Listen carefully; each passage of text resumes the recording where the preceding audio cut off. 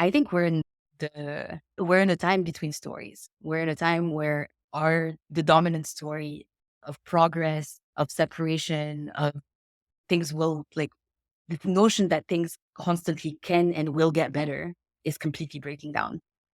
We're in as I'm a millennial and I see for Gen Zs as well, like millennials are now in the first generation who are poised to not do as well as the generation before them, right? So Yeah. there's this notion that the promise of why it was worth it to even do those meaningless jobs or be part of this wheel, like all of those promises are breaking down. Welcome to Entangled World, where we explore our interrelated existential, social, economic, ecological, and technological challenges, their underlying drivers, and how a more beautiful world might emerge. I'm your host, Najia Shaukat Lepsin. I'm a daughter of Pakistani Muslim immigrants, a mom, and an intersystems thinker. Join me on a journey to discover what is uniquely and meaningfully ours to do at this pivotal moment in time in service to the sacredness of life. My guest today is Zineb Mouhyi. Zineb is the co-founder of two charitable organizations, Youth by Youth and the Weaving Lab. Youth by Youth is a movement to radically reimagine the future of education, with the goal of accelerating the process of young people influencing, designing, and transforming their education. The Weaving Lab is a global community of practice with the mission of advancing the field of weaving, understood as the practice of interconnecting ideas, people, projects, organizations, places, and ecologies to support systems change. Zineb is also a PhD candidate in Anthropology and Social Change, where she explores the question, how might we facilitate a planetary transition to a thriving planet? And how could education lead to a planetary transition? Zineb and I talk about why education is one of the root causes of the many interrelated global crises we're facing, as it is the core of the human-making function of society. Zineb also believes that despite decades of well-intentioned adults working to reform public education, the system is still producing the same result, and it's time for a youth-led revolution in education. Her work with young people has confirmed her hunch that they need to be the ones leading the change. We also talk about the benefits and risks of artificial intelligence in education and agree that it is of the utmost importance that those in positions of educational leadership work to deepen their understanding of AI and how it is and will impact children moving forward. Quick note before we get started, if you haven't already listened to the first full episode of this podcast called The Metacrisis Overview, I highly recommend you go back and listen to that first. It's really a foundational episode that provides a lot of the grounding that is important for all the episodes that follow. I hope you enjoyed the episode. If you do, please subscribe or follow on your favorite podcast app, or subscribe to the Entangled World Pod YouTube channel. Hi, Zineb. Thank you so much for joining me today on the podcast. I'm really excited to talk with you. And just to begin, I'd love to ask you, what's your story? Thank you for having me, first of all. And so I guess I'll introduce myself. My name is Zineb. I'm from Morocco. That's where I was born and raised. And I think my story is the typical story of a student who goes to school and realizes that school is not meant for most people. So I was a youth education activist very early on.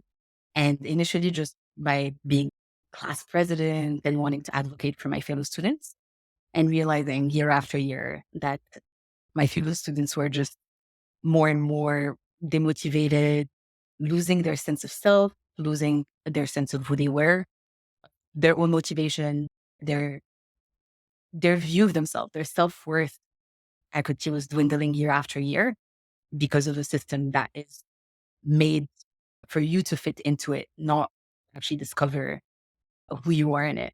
So realizing that, I realized that I wanted to work in education and development.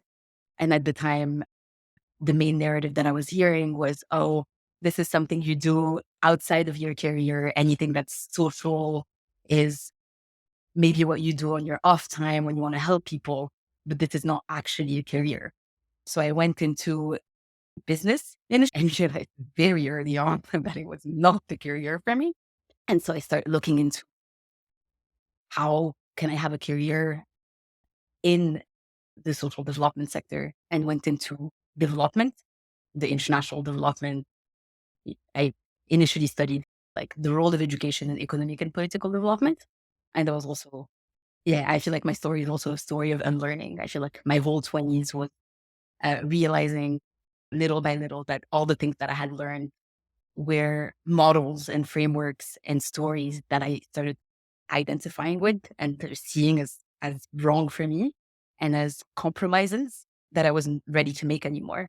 So towards the end of my 20s, I had this kind of big breakdown moment that lasted about a year where I feel like my whole life unraveled and I was like, none of this makes sense anymore.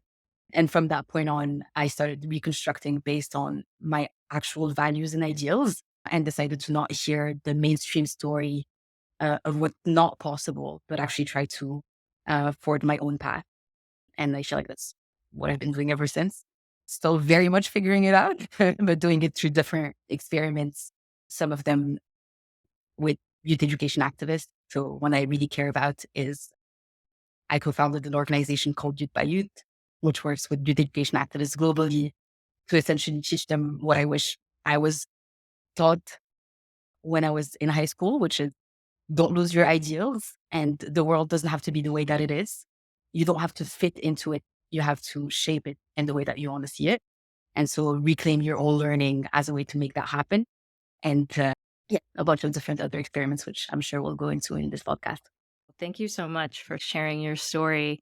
And yeah, we actually have some parallels in our story. So Thank I started my career in business as well and became disillusioned, was working in what many would call a dream job in global marketing at Microsoft, and was traveling around the world and working with Fortune 100 clients, and quickly just came to feel the meaningless of it, and not just the meaninglessness of it, but the level of extraction and waste that was involved in being part of this company. There were many amazing things. I worked with really smart people and got to work on many creative ideas, but there was something from a values perspective that was missing. And that also prompted me to transition into the education space. And then, having been in the public education sector for a while, I started asking all kinds of questions, trying to get at the root of why our public education system, at least here in the US, has ultimately been stagnant. That even if you look at the most simplistic measures of student achievement, reading and math scores, the trend line is still pretty straight for the last 50 years. And the gap between the wealthiest students and the most marginalized students continues to grow. And so I was asking all these questions of why it is. And I quickly came to see that our education system is nested in other systems and connected to other systems like our food system and our environment. And that sort of took me in the direction of climate change. And I think my sort of lens has continued to broaden out from that to see how all of the various crises that we're facing today are interrelated and interconnected, and they have some underlying drivers that are common. And yeah, so that's what we've been exploring on this podcast, and we'll explore it a little bit more in our conversation. And there was a talk that you gave, I can't remember where, but you said something that really caught my attention, which is that education is the human making function of society. Mhm. And to reform our vision for education is analogous to reforming our vision for humanity. And after having worked in public education systems leadership for many years, I couldn't agree more. And I'd love for you to unpack that a little bit and particularly touch on why transforming education you believe is so critical to addressing the interrelated global crises that we're facing, whether we're talking about climate change or biodiversity loss or polarization or income inequality, all of these various crises that are often called the metacrisis, but essentially why it's critical to avoiding collapse. Absolutely. Yeah, thank you for actually picking that quote in particular, because I feel like it gets to the heart of something very important. And that also relates to what we've been talking about, which is our stories. Education shapes desires. The perpetuation of our current systems happens because we have education systems that shape desire in a certain way. And when I say education here, both our formal education systems and our informal education systems through entertainment, internet, all the way that we consume information around the world. And those two are actually very much designed with the nation state and capitalism in mind, and with the perpetuation of existing systems in mind. So formal education systems today, their real purpose is the perpetuation of the systems we're a part of, and Yeah. creation of employees and the creation of citizens with a very particular meaning of what citizen and what kind of employee we're looking for. And so that's what the system is for.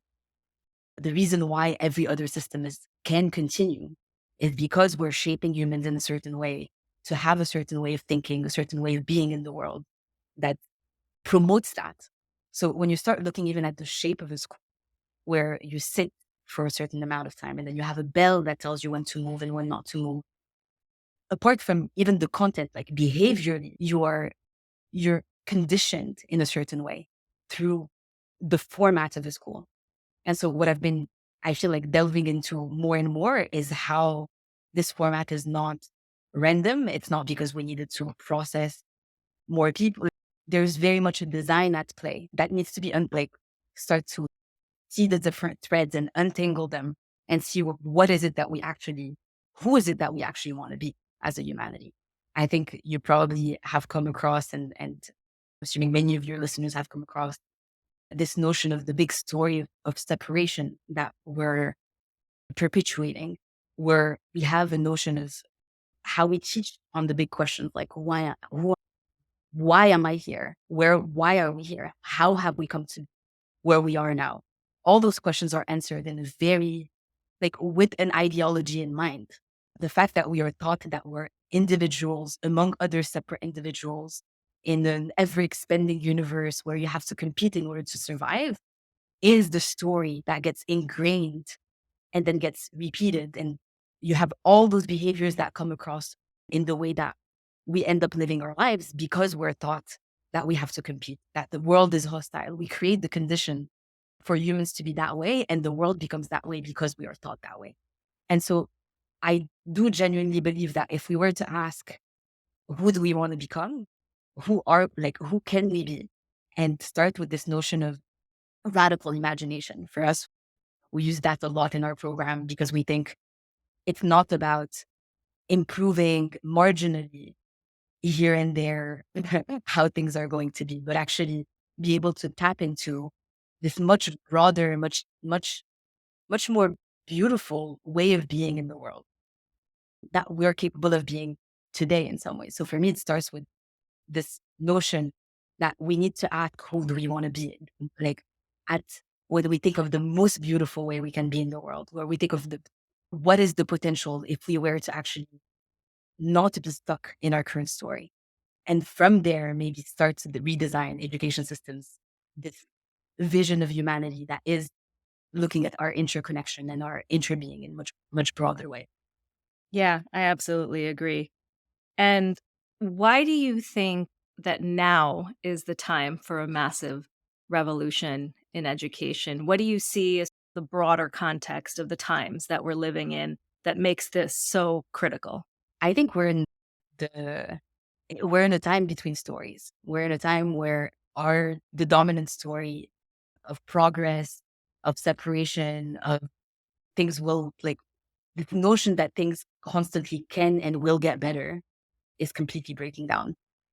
We're in as I'm a millennial and I see for Gen Zs as well, like millennials are now in the first generation who are poised to not do as well as the generation before them, right? So Yeah. there's this notion that the promise of why it was worth it to even do those meaningless jobs or be part of this wheel, like all of those promises are breaking down.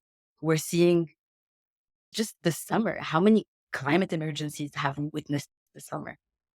It's it's insanity. Yeah. And we're seeing it and we're feeling it. And so I feel like collectively people are starting to realize like this is not working. This is breaking down.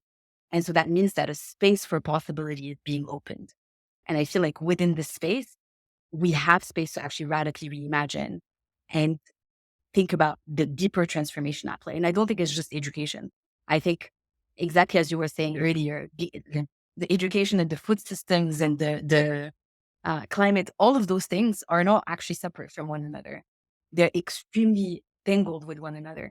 So to me, it's like a revolution in the deepest sense, where we're starting to see how the new systems can actually be mixed with one another. How can they be locked in a way that makes them mutually reinforcing with one another? Because what I find, yeah, sometimes very constraining is that I see a lot of people who are like extremely passionate about education or about food systems and they look at their little silo and think, how do we change that?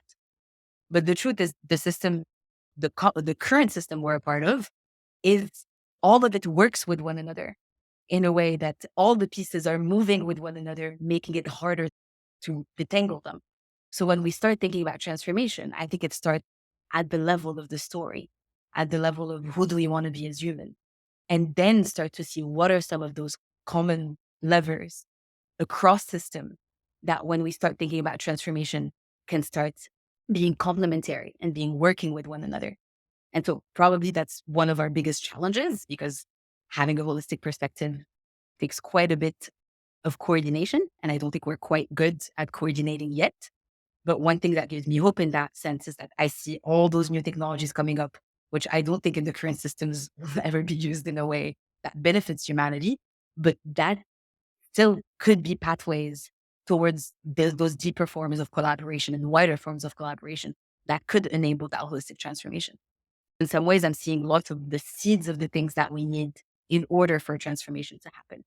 And that gives me quite a bit of hope, although I recognize the notion that hope is active. I have hope because I'm working on it and because you're working on it.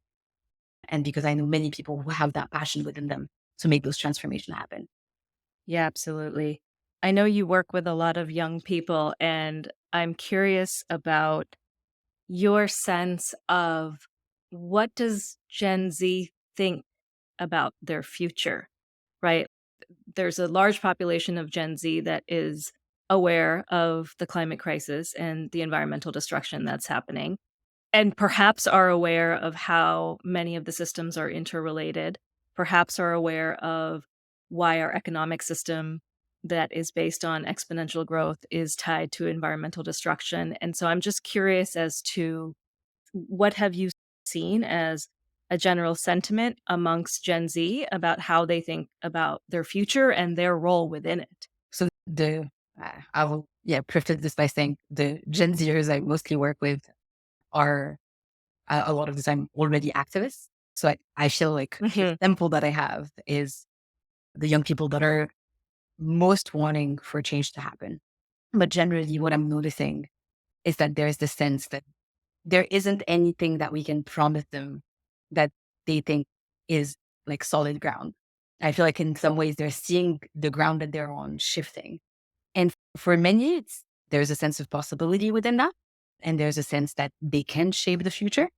I see them a lot of the time stepping into their power and saying, whatever future I'm currently being offered is not one that I believe in. And I think I can shape and we can, like, they really see, I think, the importance of linking with one another. So I see like forms of global solidarity showing up in ways that I find extremely interesting and just there's vitality within that.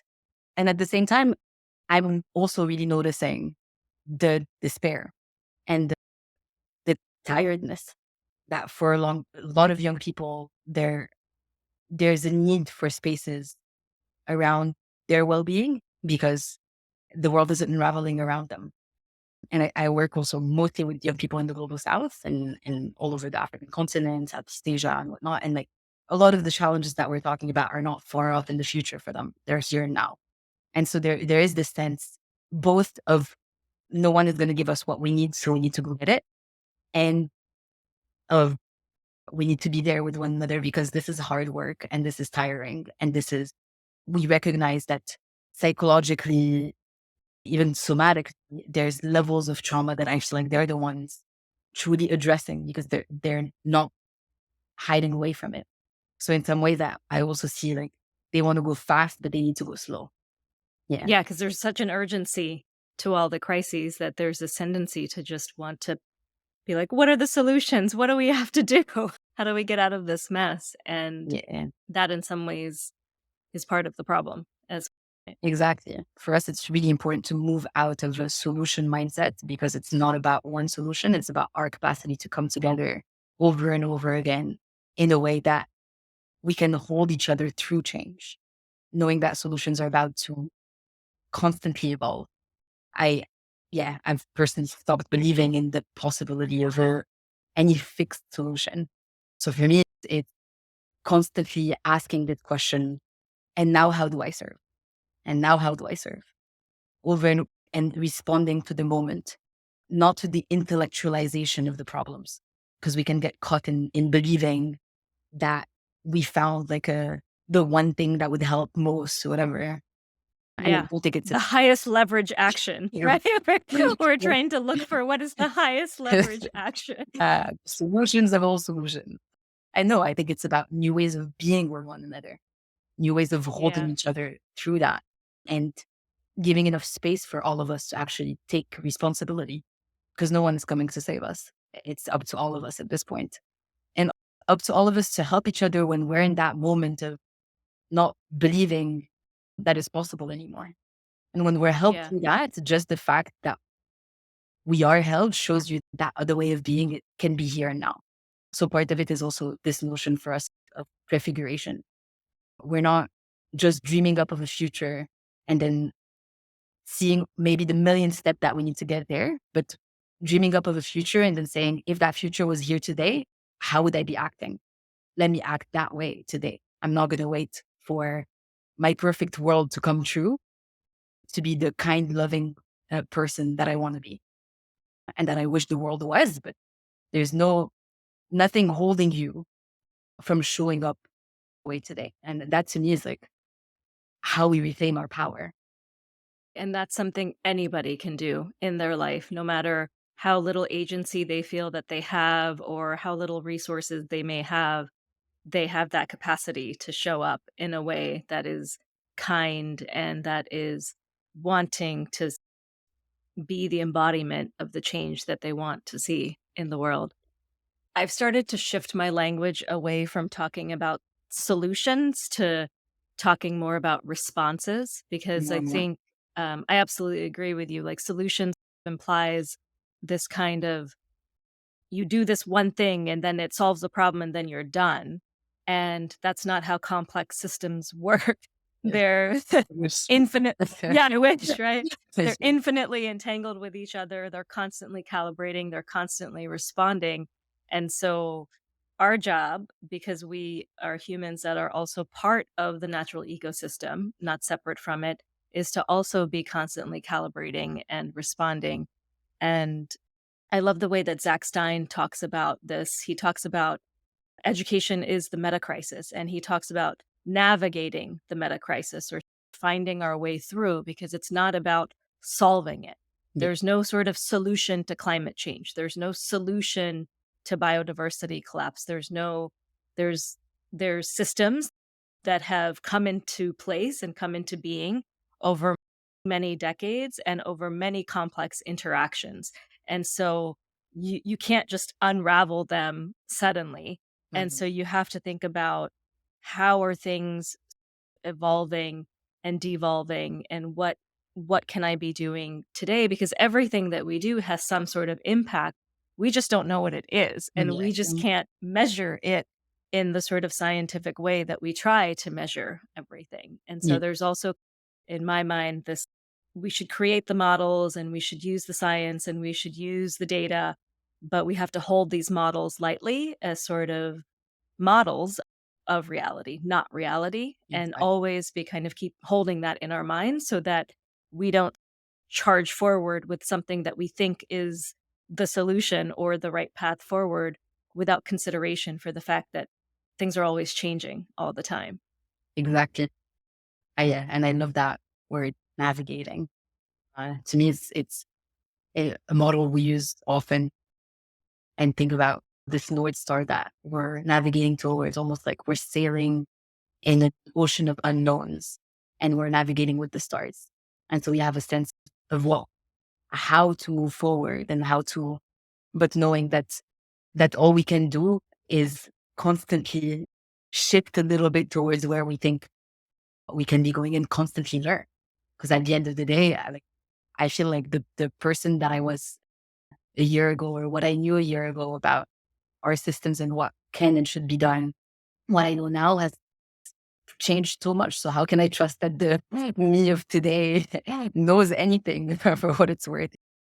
I Yeah. trust that we'll like that the process of continuously learning with one another and not pushing each other aside when we think my solution is better, my ideology is better, but actually creating spaces of true dialogue where as long as what we hold in common is a sense of we know we can do better than this, and we know that our most beautiful ways of being have not yet been expressed through the current systems that humanity have designed. So it's holding that. And I feel like, especially being part of activist spaces, for me, an essential thing when we are in these spaces is to make sure that we don't start putting each other, like getting into conflicts that are about ideologies or about, I Mm. know better, but truly create spaces where we can hold each other, truly. Yeah. Maybe I see it too simplistically in some ways, but I'm convinced that there's no amount of pointing fingers, or even when we look at systems we don't like, those are the systems and the people are two things that I try to like not equate with one another. I feel like generally people think that they're doing good, even when they're part of systems that are destructive. So how do we create spaces where they can be held as well? Is to me where it starts getting interesting. We're not pitting each other, but really looking at how do we move forward together out of those models of right and wrong and into models of love. Maybe it's as simple as that. I'm not sure, but And I think history has plenty of examples of places where very well intentioned people got caught on a path that led to destruction because they held so tightly to their ideology of what they felt was right that they couldn't see beyond that, and they didn't remain open to what they were seeing unfold before their eyes. And so I think that's like a trap that anybody can get caught up into. And I think it's just this constant practice of zooming in and out and always questioning your own assumptions, always questioning your own motivations around why you feel this is the path to go and why you feel so strongly and why you're so attached to it. To me, doing something that seems sometimes missing from spaces of social impact where people are doing impact work, whether it's in education or it's in food systems or it's in climate, is this constant self-reflection and constant, like, the shadow work, the personal growth, the development work that we all need to be doing. We're all growing, we're all changing constantly, and so always continuing to reflect back on your own personal motivations and whatever it is that you're bringing to the work, I think is also such an important part of the work that often just falls away. I think there's a lot of conversation about like wellness and regeneration, but perhaps not as much about how do we become the humans that we need to become in order for this planetary transformation to happen. And one of the things I was thinking about as you were speaking about activist movements is that I've often seen analyses of activist action, after the fact, and people have tried to say like, "Oh, was it a successful action or was it a successful movement or not?" And there's all kinds of things that have been written about the Occupy Wall Street Yeah. movement. I was living in New York City when that was happening, and it's so interesting because, I think there's many people that would say, like, "Oh, Occupy Wall Street was a failure because they weren't clear about what their goals were or exactly what they were asking for." And yet years later, I've come across many people who are doing incredible work in different impact spaces that first got exposed to that Yeah. work through Occupy Wall Street. Yeah. So I think it just reinforces this idea that you don't know where things will connect. You don't know the ripple effects, and you can't measure something. Not that there's no place for that. Obviously, we've made many scientific advances because we've used data and we've been able to measure, and there's value to that. But, I think going back to our education systems, we focus so much on that aspect of our ways of knowing, the sort of left brain oriented ways of knowing, like very analytical, very linear. And we need to develop more of that right brain capacity, that ability to see the whole, the bringing the love, the creativity, the joyfulness, all of those, the beauty, like all of those things that you can't measure into the work as well. And so I guess that actually raises a question for me is in sort of the work that you've done so often in philanthropic spaces, whether you're, trying to raise funding or raise funding, apply for a grant or whatever it is, there's on the grant applications or the ways in which many philanthropic organizations decide whether to give you money is in very reductionist, narrow ways, right? They say, like, what's the problem you're solving? What are the specific metrics that you're going to use to measure whether you've achieved your goal? How quickly are you going to scale? How many cities are you going Mm. to be in? And so, are you seeing that continue to be prevalent?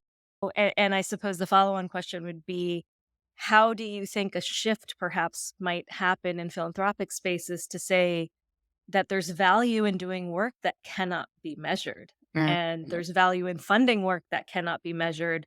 There's value in funding work that will take a long time for us to see the benefits of. Just curious to hear like your own Yeah. practical experience in that space. I'm glad you brought this up because it feels like at the moment it's the challenge that is most on my mind. We've been lucky enough to have the support of a family foundation, but at the moment, inflation is bubbling everywhere. And the way we work with young people, for instance, is we make sure that young people are stipended for their work. Part of it is because we don't want that culture of if you're an activist, everything is volunteer. We want to actually create pathways to show young people this is actually something is worth it, like is has worth and should be valued. But at the same time, that means for us, as we're attracting more young people and supporting them to host spaces, they hold other young people. We're growing faster than we're raising money and constantly applying for different grants, which have been honestly a very challenging process, partly because of exactly what you're saying, which is not not a lot of it is measurable. If what we're talking about is creating spaces where people can make sense of their world, where they can radically reimagine how it can be and then take action, there are some things that are measurable within that. But part of it, what we're trying to do is increase agency, sense of belonging, um, sense of efficacy. And it's, yeah, we're also really transparent about what we're doing, which is we're not wanting to improve education system. We're wanting to transform them. We want every young people to reclaim their education as theirs, our to shape the world. And that often means for us, and what we found out so far is that it's not necessarily a message that resonates with traditional philanthropies that are looking to improve education in many ways. They're looking to make sure that some gaps are filled, that more people have access to enrollments, or and all those things for us are obviously extremely important, but just not the piece of the puzzle that we're interested in driving.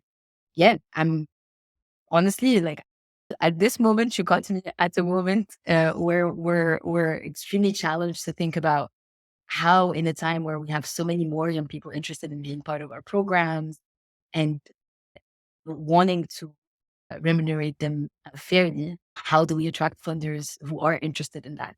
And it feels, yeah, for me, it's more of a question than an answer at this point. And yeah, I'm honestly at a loss with this question. I see some funders trying new things, but it's like few and far between. And generally, like I've been I've heard a lot of efforts from philanthropists to rethink how they do philanthropy and whatnot. I do think there are signs of things moving in interesting direction when it comes to that. We're still very far away from models of philanthropy that actually fund transformation, because a lot of philanthropy is not based on that at all. So it's, yeah, recognizing that, and recognizing that money is a limiting factor, and that measurements are a limiting factor to getting money. And I think it's like such a clear example of this sort of vicious cycle that can happen when you've got people who are now running these philanthropic organizations who have been brought up in a more sort of traditional linear thinking style education system that is very much about break things down into their component parts, identify specific metrics, measure them, and then invest more where you see, the return, right? Maximize the return on the investment. Like Yeah. even that language is so prevalent in the philanthropic space. And I guess one of the things I'm curious about, because I think you're doing some of this work with Youth by Youth, is around how do we train young people to be more systemic thinkers, to understand that everything is interrelated and it is Absolutely. complex. And it goes back to this idea, what we were talking about earlier about separation, that we are not all separate beings. We are actually very interconnected and interrelated and interdependent. Like, I do not exist without the microorganisms in my gut, without the food that grows in the soil, without the rain and the sun that creates that food. Like these ideas of complete independence and individualistic cultures that are particularly prevalent in the West they're just myths. They're not real. Yeah. And it goes back to what you were saying about we need to shift our stories, but I'm curious to hear about how young people have been responding to the work that you're doing that is more systemic. Like, does it feel natural to them? Does it feel completely different from what they're learning in school? I'm just curious to hear a little bit about how it's been landing with them. For sure. So I want to give you the example of two programs that we run that have very much exactly that question that you're asking in mind. Yeah. And actually, before you do that, maybe you could just also give us, because I know what Youth by Youth is, but maybe you could give us a Yeah. quick overview of what it is Yeah, to the people that can't. that's fair. Youth by Youth is a community of young people and adult allies that aim to put young people in the driving seat of transforming education systems, with the idea that education systems should be serving our collective liberation. That's very broadly what we do. And then there's a number of different programs that we design with that in mind. And I guess most of our programs have as an underlying structure a very simple pedagogical framework, which is a repeating circle, which is what is, what if, what now. So what is sense making and meaning making. What if is radical imagination. And what now is how do you take personal and collective action in a conscious way. So really with the idea of the more you understand an issue and needing to start with the a deepening of understanding and constantly going back to that circle. Once you've done it once, you've not understood it forever, but having that continuous learning approach. So one of the program that we run is called the Weavership. It's actually an 11-month, in the common terms, we would call that maybe a fellowship. It's an 11-month program where youth education activists are going through essentially first 6 months of what I would call more or less like theory of social change, where we go into understanding what is systems thinking. And the way that we do it is like this expanding circle. We start with the story, which I think is the simplest way. And answering your question as well, once we start with the story, there's this immediate aha moments where they're like, oh, I get it. This is why we need to weave. We're weavers of a new story. And we need to have that holistic understanding. And they understand that separation is a myth, at least yet with the young people that we've been very lucky to attract and be part of our community, they get it immediately. And then we have those expanding circles of that. What does it mean to weave yourself? What are the parts of yourself that are right now not welcomed by you or disintegrated? And how do you do that work continuously? And then how do you weave relationships? And how do you weave communities? And then we talk about ecosystems and we finish with movements. And so it's this expanding circles where we look at this notion that, yeah, weaving is that eating, linking the different threads in a way that we can start having holistic visions. And so, and then they go into holding spaces for other people, for other young people for 5 months, which is we call them the global action circles.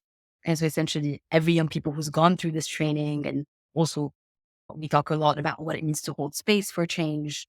How do we facilitate spaces where people can show up as who they are, and just what does it mean to be present with what is in the space? And so creating the the conditions for them to be holders of new spaces of learning. And then during those global action circles, they hold space for about 10 to 12 other young people in pairs. And what happens is that everyone comes with their own learning question.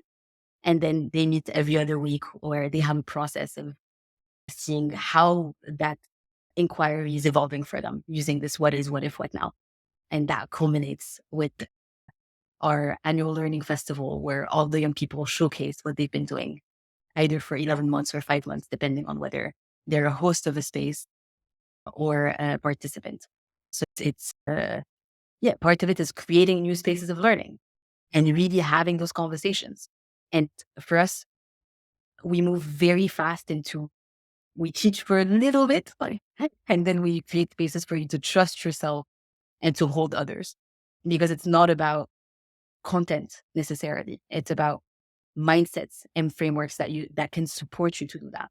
And the second example I wanted to give you about how we've been thinking about how do you have this holistic approach is what we're calling the local hubs.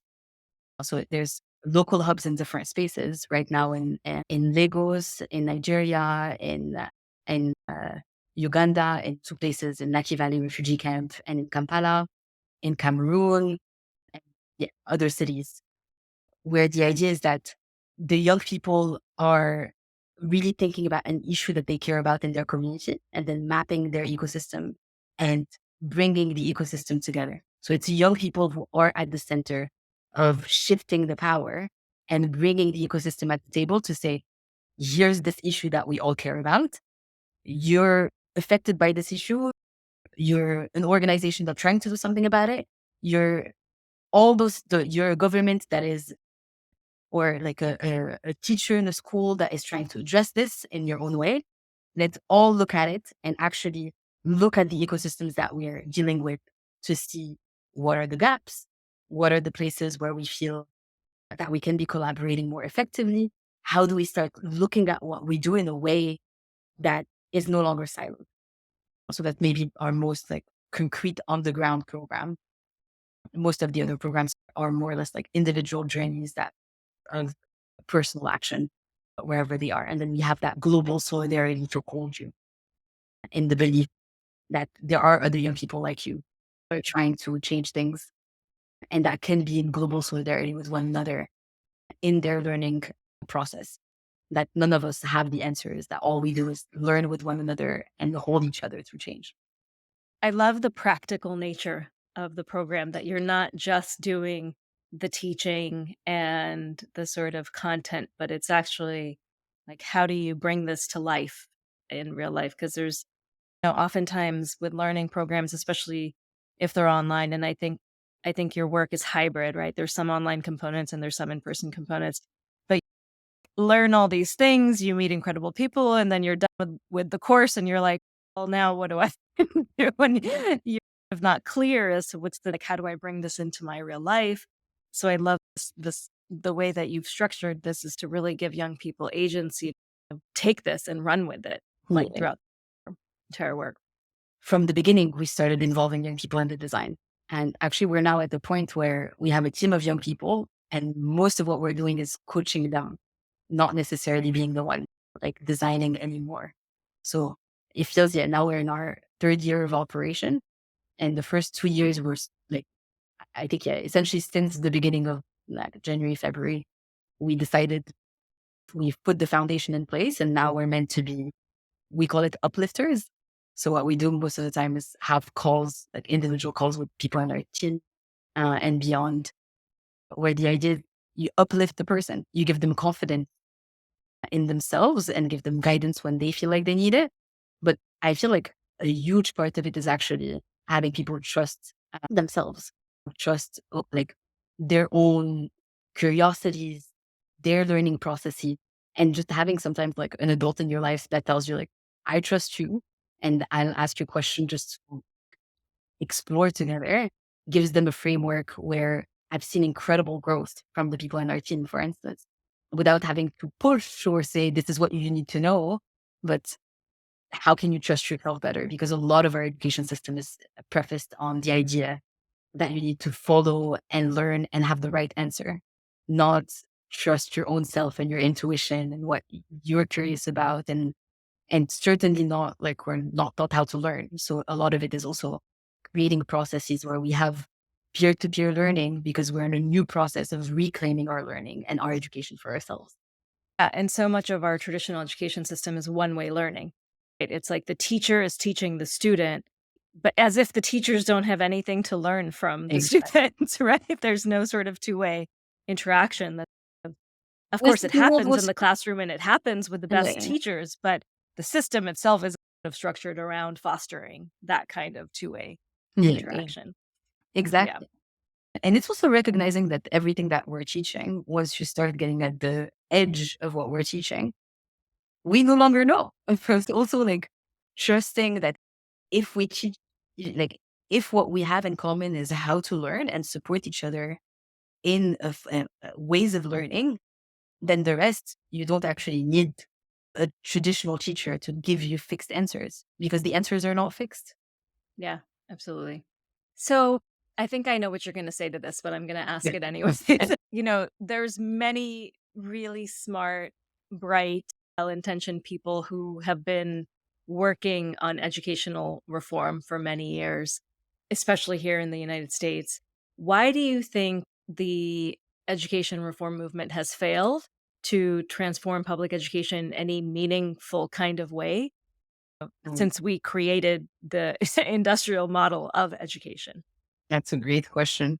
Yeah, I think when we're looking at the drivers behind our traditional education system, which is, yeah, the creation of people who can be employed, it is so limiting.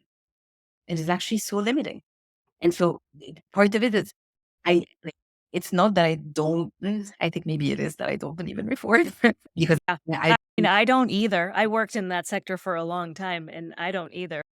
I was always the person who was questioning the assumptions that were coming into the room and saying, "Okay, we're trying to solve for this thing, but actually, does the thing even make sense? Should we maybe change the assumption or the question that we're going into this with?" it's what's the deeper why of why we're doing those things. If it is to improve this specific number in order to get voted in a certain way, like the whole structure is corrupt in some ways. So it's not calling on our it's not calling on our humanity, actually. It's trying to fix things as if it wasn't humans on the other side of those changes. And a lot of the times that also means like top down changes where teachers have waves and waves of the new reforms that are coming their way without being part of any pieces of that process. And so it feels so disconnected. And I feel like, yeah, that alienates a lot of people along the way that just feel like they're the receivers of change as opposed to the ones that are in charge of their classrooms, of their schools, of themselves. So it's this whole model of taking agency away from people and then hoping that they're going to do whatever you tell them to do. I think people are resentful. And so at the end of the day, maybe it's a simple answer to think that way, but I think it does require all of us being fully in charge of all of ourselves. No one is coming to save you. and no one is coming to tell you what you need to know. So trusting that we can be fully responsible for ourselves and we can have that power to change things around us, I think is the fundamental shift from what is it that needs to be fixed without seeing the real people behind it. Yeah. And I feel especially in the US, there's so many waves of reform that now people are completely numb to it in some ways. Yeah, or you're seeing tremendous attrition, all these amazing leaders that are leaving the Yeah. education sector because exactly of what you said. And yeah, I think I had thought of this, but sort of the way that you said it got into my mind in a different way. But this model of taking agency away, like we built the education system really taking agency away from young people to dictate how their learning should take place. But now we've gone so far as to even take the agency away from the adults in the Yeah. room who are teaching the students. So this complete lack of agency throughout the entire system has resulted in something that is turning out a society that is like not the one that any of us would actually want to live in. Yeah. And I guess that we've been talking about this, but just to make it more explicit, why do you feel like a youth led transformation movement in education is the path forward? Mm, reasons. And I would say youth led, adult supported, because I don't think it's about excluding the adults from the community. And that's why youth by youth is intergenerational in nature. But I think if we are to reclaim our full selves and young people being the main population, the way that I think about it sometimes is if you were to think about how do you have a revolution happen out of a political system into a new one, for instance, it requires people saying, we no longer want this, we want that. And so it requires literally the citizens to say no. And to me, it's the same with education. The main population of education is young people. And as much as we can imagine, yeah, I don't think there can be a transformation from above. The students and the young people themselves need to say, no, we no longer want to learn that way. And in some way, the beauty of it is that they're teaching their parents about that. I see a lot of the time young people who, for instance, decide to leave traditional education models to do unschooling or to find another alternative schools, be the ones teaching their parents why it matters to them. And so you end up having this wave of change where because young people take ownership for their lives, they teach the adults why it matters. See, this youth led transformation is not just important as the only way transformation is going to happen. Transformation can't be imposed from above. It has to be young people saying, this is how we want things to look different. And this is how we might be able to do it. So, yeah. And I think in many ways, even when you think about theories of systems change and how change you like something, there has to be space for something new to seep in, right? If you're using your old models of thinking, your old ways of learning to try to change the system, the old is always going to come into the new. So the adults, like we, the adults, Mhm. maybe not you, because you're much younger than I am, but the adults in the room in many of our school systems have been trained in the old model. So it's almost impossible for them to create the new model because in some ways they can't even perceive it. And Yeah. so the young people, an opening for the young people who haven't yet been steeped in it, contribute to offer something that is a completely different way of looking at the world. And I think it goes back to what you were saying about what is even the purpose of education. If our entire system has been built around a purpose of education to feed the capitalist machine and to create workers, which, as we know, it has, then if you as a young person don't, let's you think capitalism is bullshit.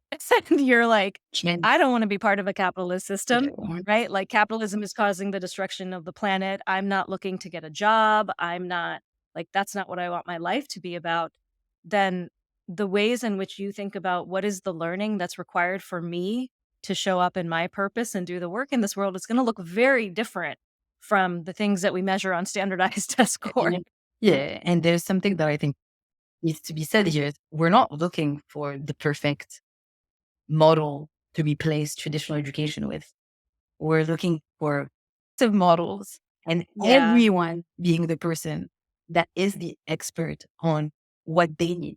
And so having that full, for me, liberation is responsibility. I see them as two sides of one coin, that you're free, you're fully in charge of your whole self. And that doesn't just mean you, like it means also how to take responsibility for others, how to be a supporter of others and create those kind of environments.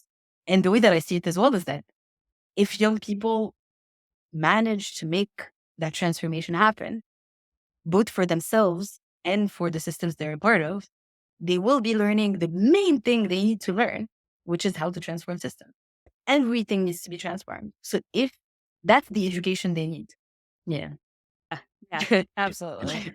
So you mentioned the annual learning festival, sort of the culmination of in some ways the work that some of the young people are doing.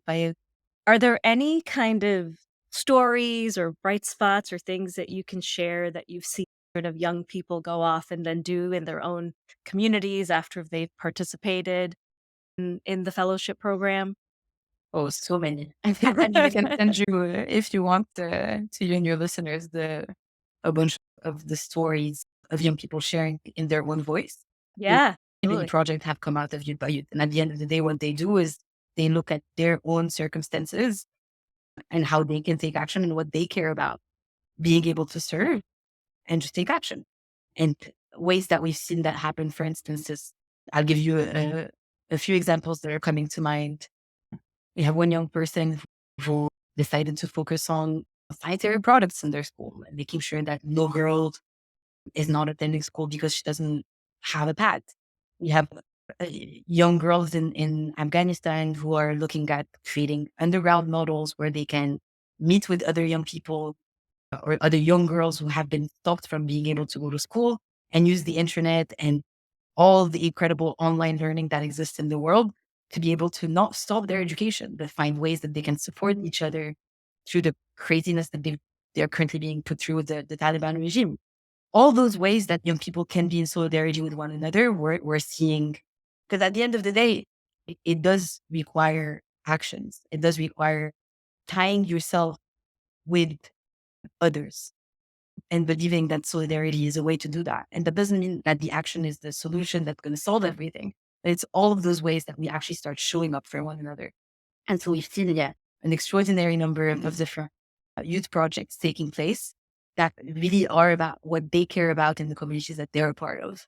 This abstract global transformation, as much as I believe in the importance of that, I think every step that we take towards that is what matters. We have a motto that we borrow from Adrienne Mary Brown, which is small is all, small is everything. And so truly believing that it's the ripples of change that we're trying to create, not, it's, we're not believing that it's going to take one mega big thing, but all those little projects and all those young people saying, I trust myself a little more today. I'm going to take action in a different way. Yeah. It's honestly what keeps me going personally, because we're seeing the multiplicity of ways of showing up in the world that actually challenge our current model just by showing up differently. Yeah, that's beautiful. And yeah, I think so many of us get stuck in trying to think so big picture. These global challenges that we're facing are so big that it feels like, oh, what's like my little community garden that I'm going to start in my neighborhood? What kind of impact is that actually going to have, or whatever it might be?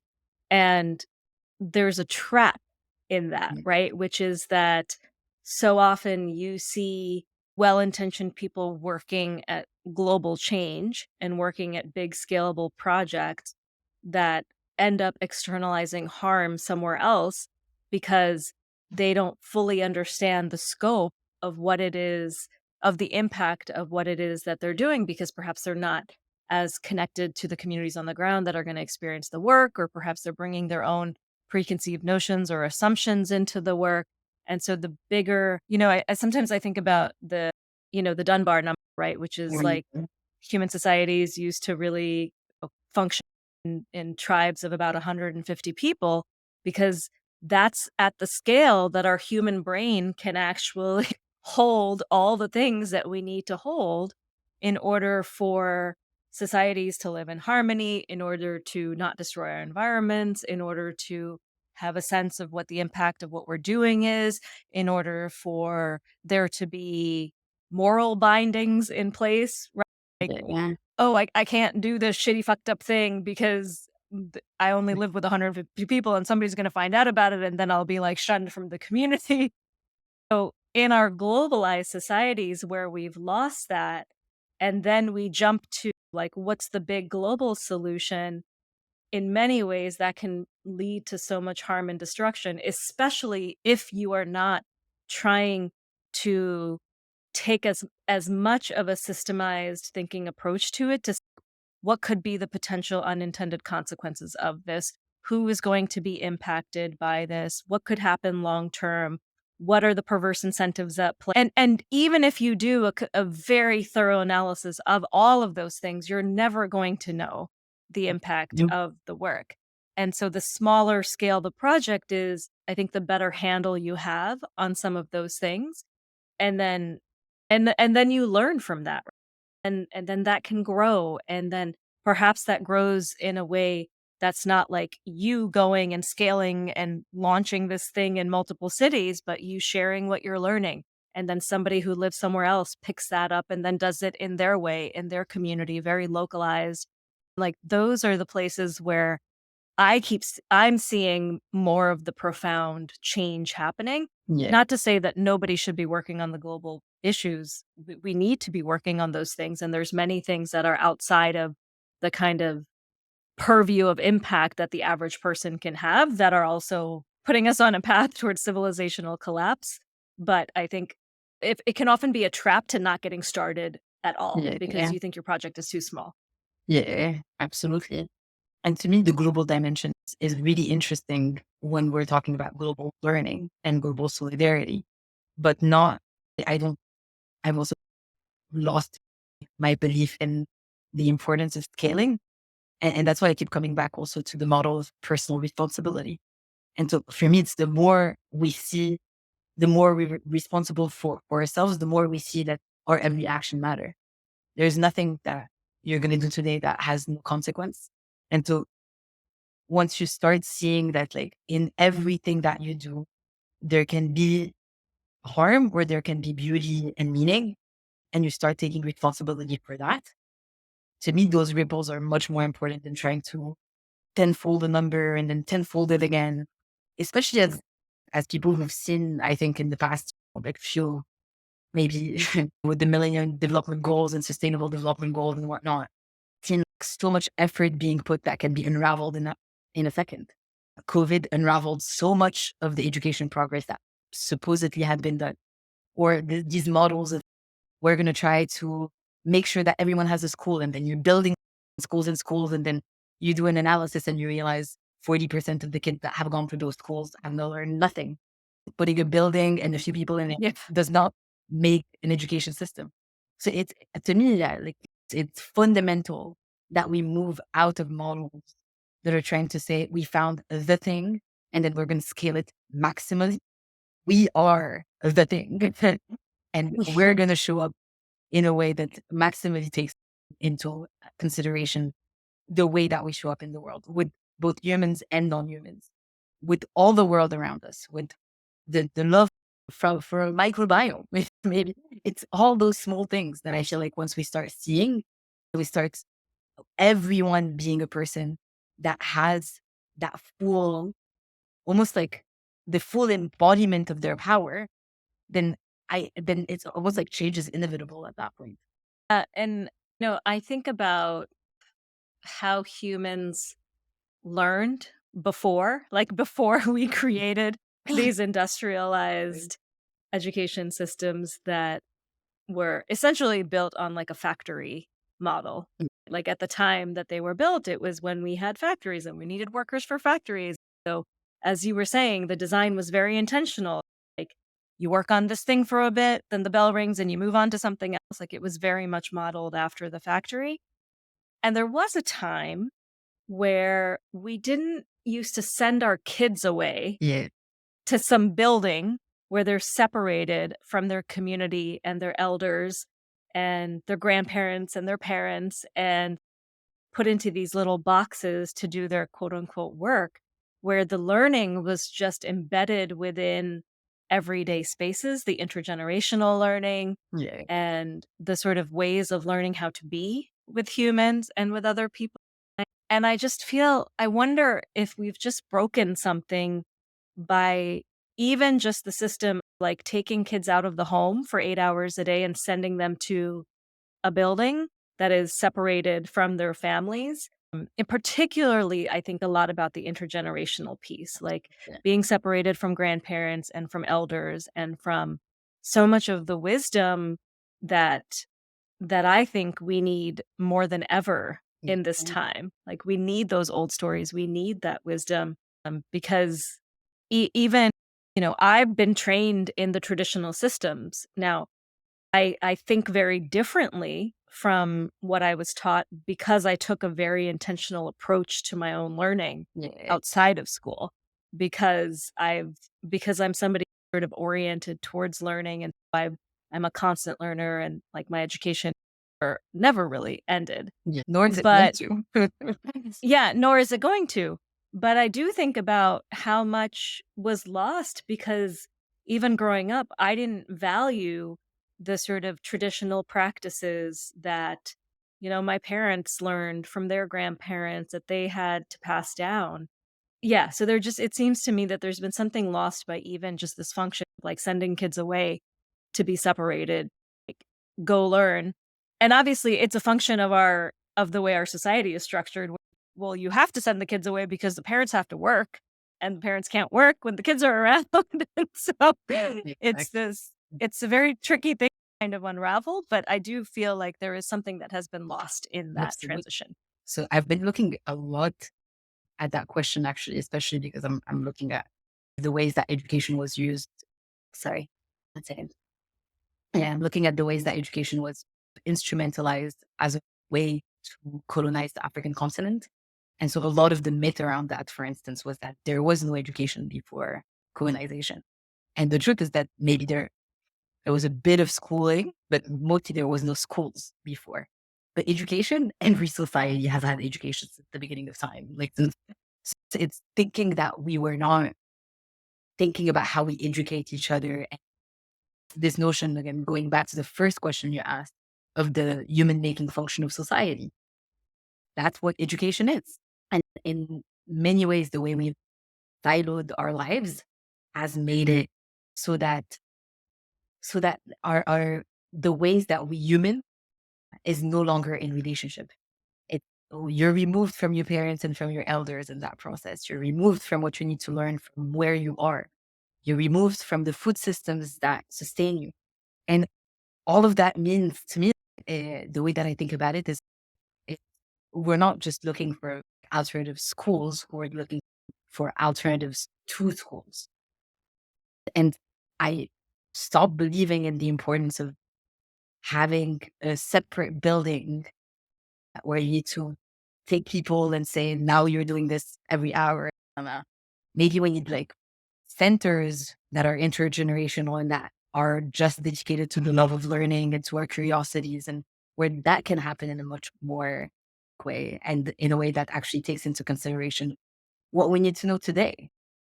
For instance, for me, like I left my house when I was 17 because I graduated from high school, and then from Morocco, as I mentioned, and went to Canada to study. I knew nothing about how to keep a house, how to cook, how to take care of myself, how to spend money, how to save money.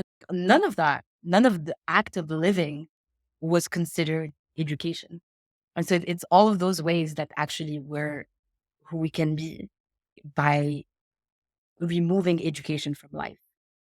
Yeah, Zach Stein, wrote this brilliant book called Education in a Time Between Worlds. I'm Yes. sure you've read it. Yeah, and one of the things he talks about in there is that yeah, exactly what you're saying. Like, we think of education like they have to be these school buildings where kids get sent, but what if they're not? what if there are pods integrated into our communities? What if there's all this talk of teacher shortages. Well, do we have a teacher shortage? Do we have a shortage of elders who are interested and willing and excited to teach our children? Maybe not. Like Mhm. all the grandparents who would love to be involved in educating our young people, but perhaps don't have pathways or don't know what that would even look like. Like there's all these opportunities to learn from people of more of that like traditional apprentice or kind of guildship model that we've completely lost Yeah. that I think and it's funny, right? Because it took a crisis like COVID to start seeing some of that start to pop up organically. Like when kids couldn't go to school, you started to see more of these like organic, smaller community pods and parents taking turns to, be there, like facilitate the education and then to work part of the time. And you started to see some of these things popping up. So I think it's interesting to me always to see like what actually happens in a crisis because what happens in a crisis is the thing that people actually want. Like for some reason when we're not in crisis mode, we our like linear mechanistic thinking brain into play and then we come up with all kinds of things that are not the actual response to what we Yeah. need. But in the crisis it like tears all of that away because you're just in the mode what what do I need to do today? What matters right now in this moment? What makes sense? You recenter relationships in Yeah. um, Yeah, and that's something I think that has also been lost in our education system, that relationships aren't put at the center yeah. anymore. I often think like how sad it is actually in some ways that our older people are feeling more and more isolated. In some ways, I feel like it has a huge impact on kind of a very different topic, but like on how countries become more and more like fundamentalists because Mm. older people are not in contact with younger people. So they're not seeing how the world is changing. They don't have that pulse of change is constantly happening. And they're holding on to a view of the world because there is no communication with younger people. And I also often think about how I see those older people as becoming older, not becoming elders, and missing that kind of essential rite of passage where there is that exchange that starts to happen and how much of a loss that is. Can you imagine?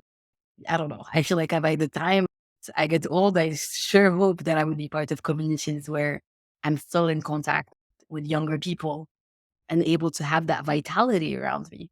Separating older people and saying, okay, you've done your thing, you've earned your retirement, like staying your retirement home a lot of the time in the US. It is just so depressing Ah, and such a loss of the worth of a life. There's no one to hear absolutely. those stories anymore. Yeah. Yeah. And it goes back to what we were talking about, this two-way learning. We we've lost that sense that you can learn that we can learn from each other. Older people have things to learn from younger people and vice versa. It's interesting, right? Because when the dominant narrative that you hold is that, "Oh, I'm the older person, so I have something to teach you," then the ways in which you show up with a young person is also very different, Yeah. right? Then you don't show up in a way that is curious, that is asking questions, that is trying to learn from their perspective, that is trying to integrate their ideas. You show up in a way that's very much, "Let me teach you what I know." And of course there's value in that, but it's in the two-way exchange. That's where the change happens, is in that relationship. Exactly. Exactly. In the in between and in acknowledging that no matter how young a person is, they're full human already. They're not, they're, they don't need you to teach them to be full. They are already a full and whole person. And that makes them immensely fascinating if you're paying attention to it. But yeah, I feel if we put relationship at the center of new models of education, and if we start recovering that, we would have done something pretty incredible already. For instance, yeah, we see a lot of our young people and in our intergenerational groups focusing on this aspect of wanting to have more communication with elders, communities where that happens a lot more, which, yeah, as I mentioned, because it's mostly young people from the global south, maybe it's not as pronounced as the global north. I feel like in the global north, it's gotten to a very high pitch where, yeah, there are things that I'm seeing here that sometimes I'm just like, it's just so sad. Like, for instance, in Morocco, we don't really have retirement homes because we assume that your retirement home is the family, the family is going to be able to hold. But again, if you're a worker that had to spend so much time giving your life and hours away to this corporation or it just takes away any chance of actually being in the world. Yeah. Or you're barely just getting by taking care of your own sort of immediate nuclear family, your own children, that you don't even have the resources or the capacity to take care of your own parents as they age. That's a situation that I think many people are finding themselves in the global north, want to take in their older parents. They can't. They don't have the resources and the ability to support them. They don't have the space in their homes or whatever it might Yeah. be. And that's just by And design. No? and it is by design, absolutely. Yeah.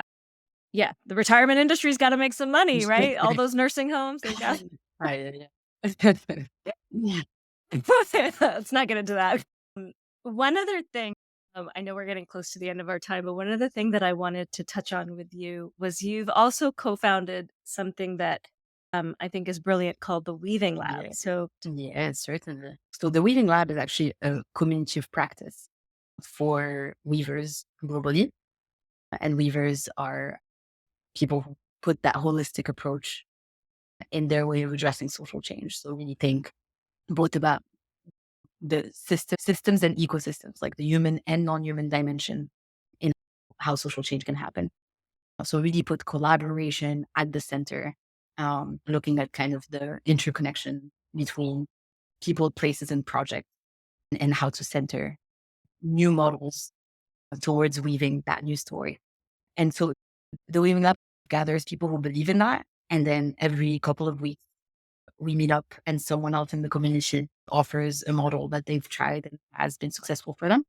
And, or we also have like story sharing sessions and case clinics and all the different ways that we believe that as a global community of people who have that ethos in common, we can learn from one another. And yeah, initially I became a co-founder of the Weaving Lab 5 years ago already. We're actually 16 co-founders at the Weaving Lab. So it's an extremely horizontal organization where there's the rotation system at play as well.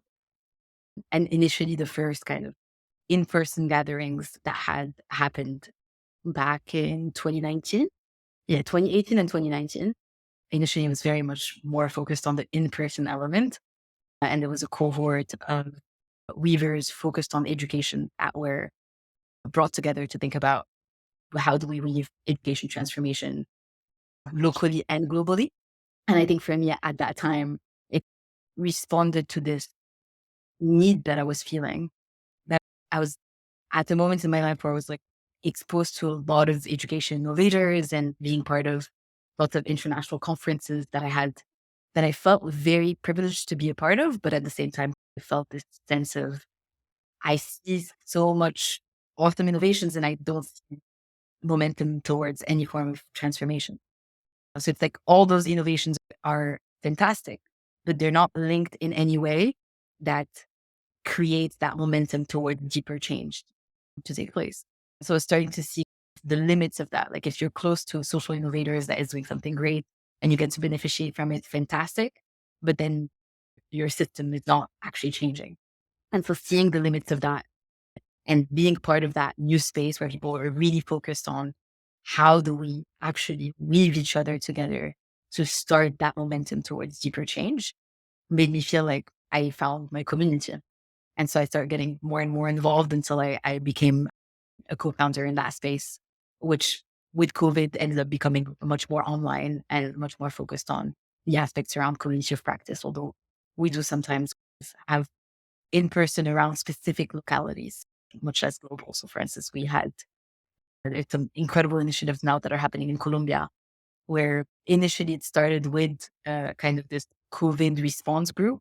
And now they're looking at how do we weave ecosystems of transformation, weaving together those different initiatives. It started with peacemaking and responding to the needs of population, and now it's getting much more holistic in their approach. So it's fascinating also to see. that dialogue between the local and global taking place. Yeah, I love that. What might you say to education system leaders who are, tirelessly working to provide better education options for our children, but they're like working in the current system? What might you Mhm. what would you advise them? That's an excellent question. I think that probably is there a young person in your life that you might be able to talk to about what you're doing and how much you others in your work so that you can take a break sometimes as well.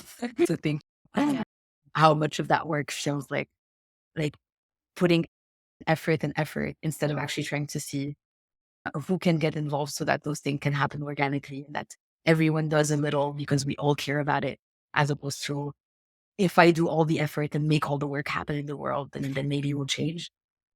But really look, I'd say find your allies, and there's a lot of young people who want to be your allies.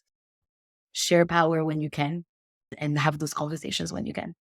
Yeah, I absolutely agree with that. And I think it's the if I reflect back on my time working in education, the most transformational experiences for me, I think, were those moments where we gave students the microphone, And where we involved them in the discussions, where we invited them to the conferences, where we, had like roundtable discussions and asked them questions like what would you want to change? What would you want to see happen? one thing that our young people say Yeah. very often is nothing for us without us.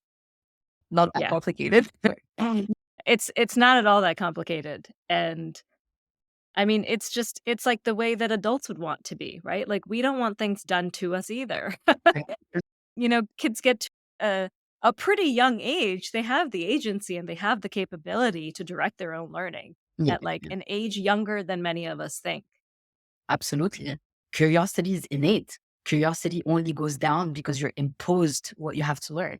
I see so many Yeah. examples of young people who was a young person like that. I feel like I was extremely curious and I lost my curiosity along the way and I had to commit. So if we were to actually let young people trust themselves, I think what we would see would be pretty extraordinary. I feel like a lot of adults are like, oh, if we let them be, wouldn't they just procrastinate? They're like, they procrastinate because you force them to do things all the time. If you weren't forcing them, they would have no reason to procrastinate. The world is a fascinating place. If you're not, if your curiosity is not beaten out of you because you're being imposed, like constantly told what to do and how to do it and when to do it, you have no reason to stop being curious. And I also think that we are in a very different time where the advent of social media and artificial intelligence and all of these things that we many of us did have to contend with when we were growing up. We have young people now who, these systems were built to be addicted. These mechanisms were built to hijack the limbic brain and to get people to stay on whatever platform that they're on for as long as possible. And so I think there's also, I have a 5-year-old, so he's too young now. He's too young to be for me to be thinking for me to be that worried about social media at this right at this moment. And it's going to change pretty quickly. Yeah. But I think about that. Like there is a difference between who sort of thrived in like a homeschool or an unschooling environment or a place where they had self-directed learning and versus now where you have these situations where if they have access to devices, then the context in which they're learning has shifted also. Yeah. Their attention is being hijacked in ways that they don't have control over. It's something I think about as a parent is like, how do you balance all of those things? How do you provide the agency? How do you give them the space to be able to pursue the things that they're learning, but also know that if they have access to a device that they can easily be hijacked into ways that aren't good for them. And what do you do with all of that? And Yeah. that's a much longer conversation. Yeah, that one is definitely quite multifaceted and complex question. But for instance, like in our community, we've seen many young people who just don't want to deal with social media anymore. So there's also more and more young people who are recognizing the harm that it's doing for them and are actively wanting something else. We're also seeing a bunch of young people who are wanting to go back the knowledge of the land. So a significant portion of the young people we work with have been trying to train in different farm environments and realizing that the slowness is what they need to make sense of the world. And this frenetic social media environment is not going to help them make sense of anything. And so in many ways, there we see both extremes in some ways of just people are saying, not for, and that I think if we're capable of having those conversations with them, many young people realize that on their own and decide to not go down that path. And at the same time, of course, when you have some of the best brains in the world that are hired to make you as addicted to your device as possible, or to make you spend as much time on an app as possible, it feels like the odds are a little bit working against us in some ways. And I don't think that's just for young people. I think adults' addiction to social media is not much better at all. Yeah. But the Yeah. consequences can be a lot worse for young people because if they do that early, as we've seen, there's mental health consequences that can be very dire. So I feel like before a certain age, it's also the parents' responsibility to support their kids to have limits on social media. I don't think I'm necessarily someone who would say you need to have a lot of rules with kids. But I think when you recognize that there's a device that is meant to play on all your cognitive biases for you to want to spend as much time on it as possible, you need support.